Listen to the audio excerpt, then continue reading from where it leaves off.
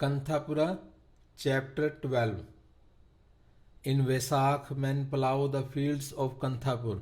The rains have come, the fine first footing rains that skip over the bronze mountains, tiptoe the crags and leaping into the valleys, go splashing and wind swung a winnowed pour, and the coconuts and the betel nuts and the cardamom plants choke with it and hiss back. People go towards the Kenchamma temple, send forth a prayer, saying, there, the rains have come. Kenchamma, may our houses be white as silver, and the lightning flashes and the thunder stirs the tiles, and children rush to the gutter slabs to sail paper boats down to Kashi. And Agent Nanjodia's wife Chanamma and Subha Chetty's Putti are already in the street, filtering the waters for the gold dust, and priest Rangappa opens his book bundle and looks into the calendar and says, "Oh, tomorrow is the Rohini star, and people will yoke their bulls to the plough." And umbrella in hand, there is Rangegoda, a coconut and betel leaves in his arms, and he goes to priest Rangappa and tells the time to plough. Chenna with his drum in his hand crying, "Oh, oi, this morning the plough will be blessed." And people say, "Oh, this morning already." And Satanna rises up and says, "Why my right eye winks? We shall have a grand harvest." And we all said, "Oh, sun god, give us a fine harvest this year." Men and boys drive the bulls out, ploughs on their shoulders and whips in their hands, and when they come to the river, they rub the bulls and wash them and tie flowers to their horns. And hey, hey, they say as they drive them to the temple courtyard. Priest Rangappa with his holy jug on his head and his wet clothes in his hands and says, "You are all here, hey?" And they answer, "Yes, learned sir." And he opens the door, pulls wide the holy curtain, bathes the goddess and adorns her. Blow the horn to the east and the west, and the north and the south, and from the east and the west and the north and the south, and people are seen rushing with their ploughs and bulls, and the bells of the yoke go ringing. Then priest Rangappa lights the camphor and lifts it up to goddess Kenchamma's jewelled face and takes it round her diamond hands and ruby feet, and then flowers quietly roll down her face, and they all say, "There, she has sent us her blessings." "O Kenchamma, give us a fine harvest and no sickness." Kenchamma, Kenchamma, goddess, and even the bulls stand without waving their tails. Priest Rangappa goes on chanting the hymns and ringing the bell. And he breaks a coconut on the rock, and they all throw flowers and colored rice. They rush past the Skeffington estate and Bhatta's devil fields and the river bank. They all throw puffed rice at each other, and they offer Rangappa a nickel coin each, and then Rangappa goes in and comes out with a silver pot of holy water, and he throws a handful in each of the 8 directions. And they say, "Now we can till the earth." And with the sacred flower behind their ears and their hearts rich with holiness, the women rush back to their homes and men to their fields.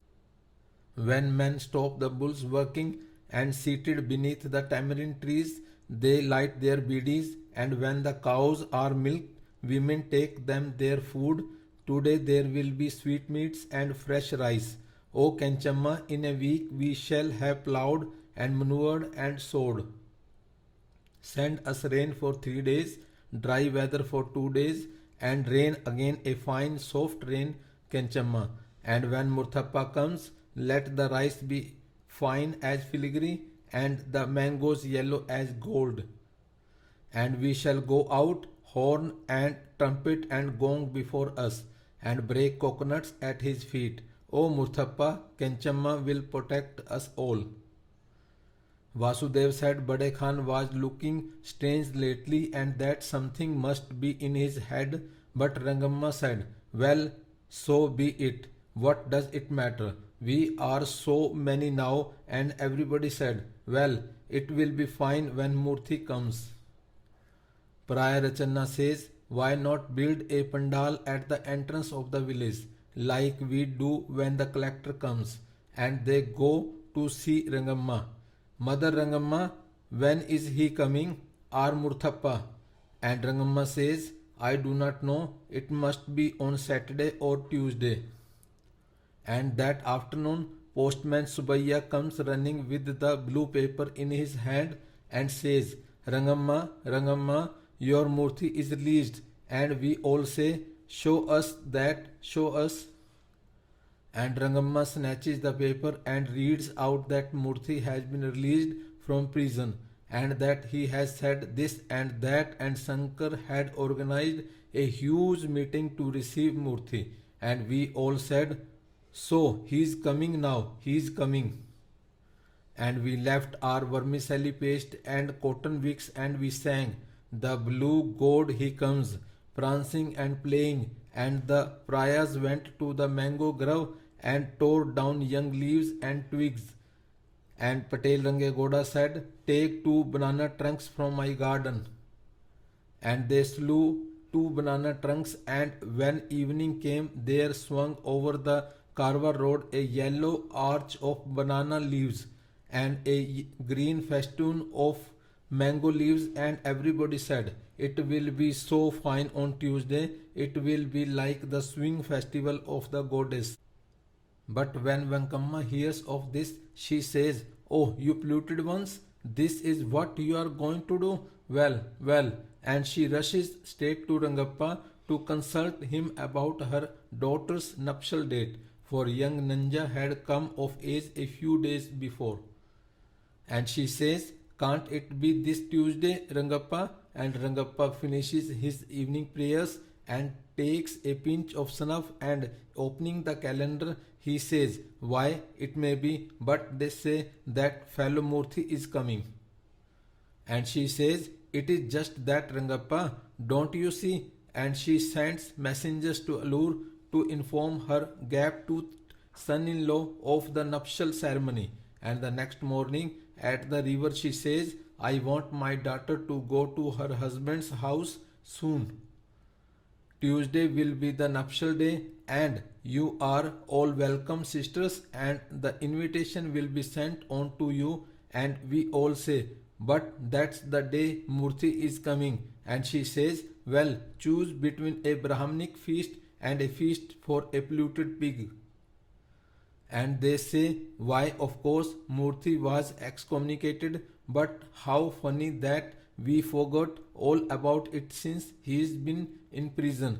In the evening, the invitation rice is sent. It is priest Rangappa's wife, Lakshamma, who brings it, and she says, in Venkamma's house there will be a nuptial ceremony on Tuesday.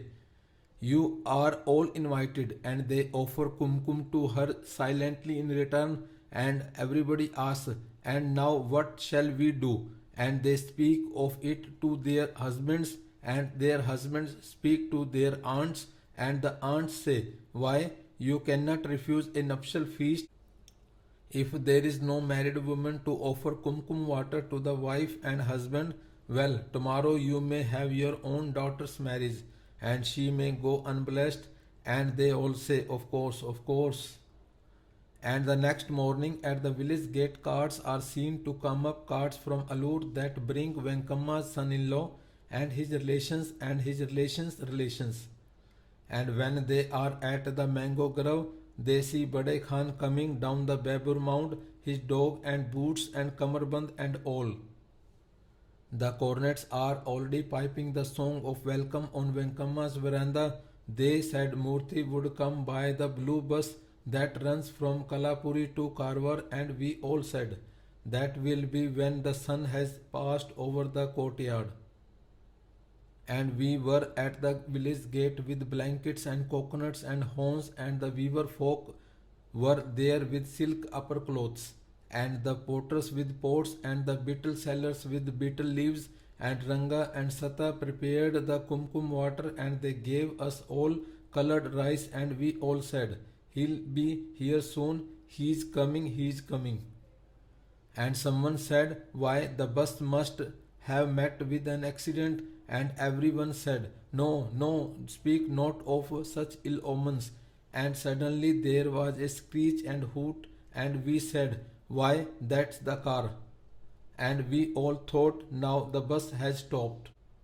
Sinu and Vasudev, who are there, will stand with shut eyes and gaping mouths expectant. Then he'll come down to us, first he, then his bundles, and people will say, "Who is he that people wait on him?"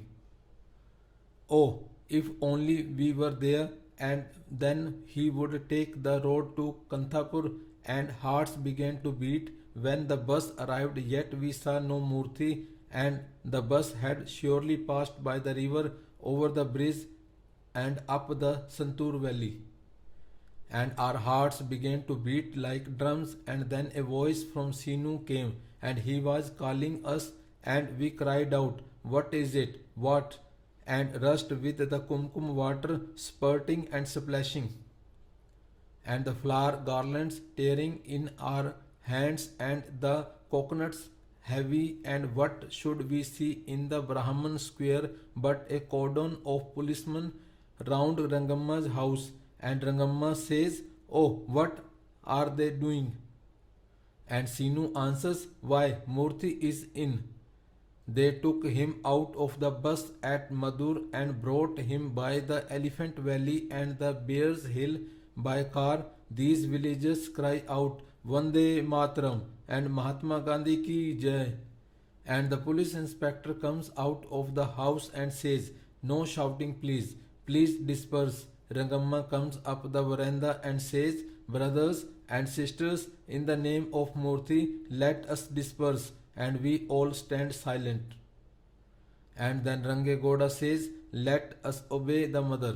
The policemen do not leave Rangamma's house till the nuptial dinner is over, and the hands are washed, and the beetles chewed, and the couple blessed.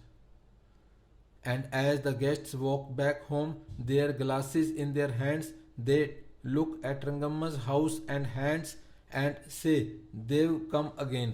And Nanjamma says, "Oh, they'll bring us pain again." But there was something in the house, something in the very walls, said Nanjamma later, that seemed to shine and send out holy incense. Sister Murthy was back home at midnight. The policeman walked away through the main street and the Prior's street and the Weaver's street, but only a young Bade Khan had joined the bearded one. And he too came to live with us, and he too took a hut and a woman and settled down in the Skeffington coffee estate.